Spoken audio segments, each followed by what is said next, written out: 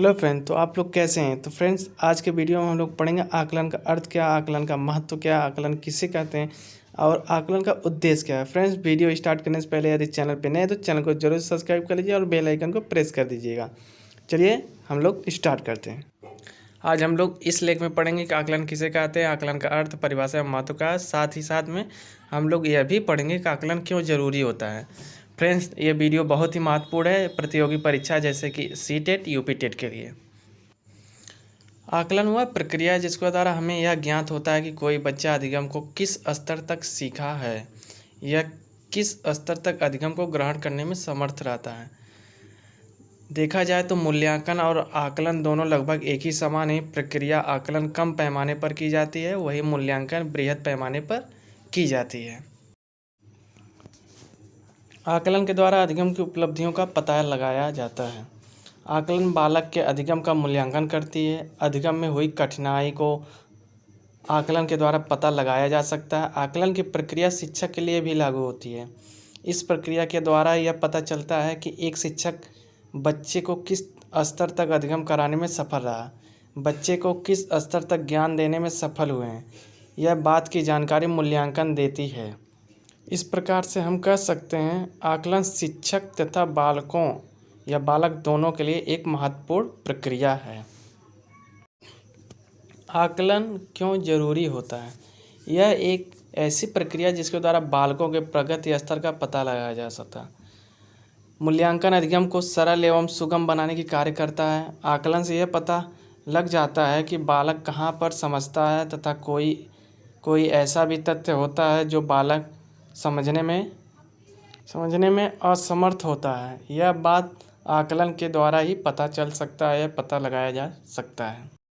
जिस टॉपिक को समझने में बालक को कठिनाई होती है, यह बात आकलन से पता लग जाता है तथा इसके फलस्वरूप शिक्षक उस टॉपिक को अन्य तरीके या तरीकों से विद्यार्थियों को समझाने का कोशिश करते हैं। इससे यह पता चलता है कि शिक्षक को शिक्षण विधि के लिए आकलन का होना जरूरी है। अब हम लोग देखें आकलन के प्रकार, टाइप्स ऑफ असेसमेंट।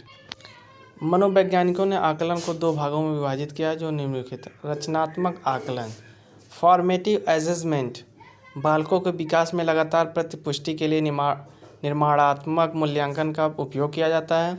इसके अंतर्गत शिक्षक पढ़ाने के दौरान यह जांच करते हैं कि बालक ने अभिवृत्ति, अभिभूतियों तथा ज्ञान को कितना प्राप्त किया है।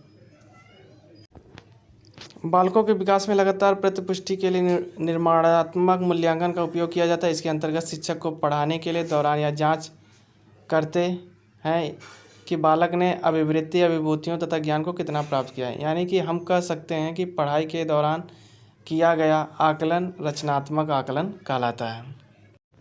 सेकेंड वाला योगात्मक आकलन, सुमाएटिव असेसमेंट, शिक्षकों की कुशलता एवं सफलता का भी पता लगाया जा सकता है इसके द्वारा।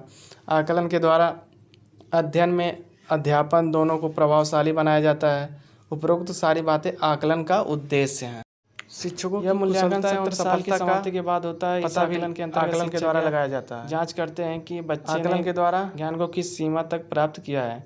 इतने प्रकार के जो है हम बच्चों को उनका आकलन कर सकते हैं। इस तरह सीखने का आकलन एक है, सीखने के लिए और आकलन, सीखने के रूप में आकलन, योगात्मक और आकलन, रचनात्मक आकलन, स्व आकलन। इसी तरीके से हम लोग बच्चों का जो है ज्ञान का परीक्षण कर सकते हैं, उनका आकलन कर सकते हैं किस सीमा तक सीख। आकलन के उद्देश्य क्या हैं।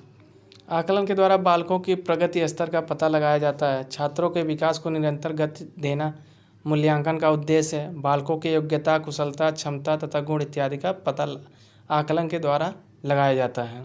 यही इनका उद्देश्य आकलन के द्वारा लगाया जाता है। शिक्षकों की कुशलता एवं सफलता का पता भी आकलन के द्वारा लगाया जाता है। आकलन के द्वारा अध्ययन एवं अध्यापन दोनों को प्रभावशाली बनाया जाता है। उपरोक्त सारी बातें आकलन का उद्देश्य हैं। तो फ्रेंड्स, हम आशा करते हैं कि हमारी वीडियो आपको ज़रूर पसंद आई होगी। तो फ्रेंड्स, अभी तक जिन्होंने चैनल को सब्सक्राइब नहीं किया तो चैनल को ज़रूर से सब्सक्राइब कर लीजिए।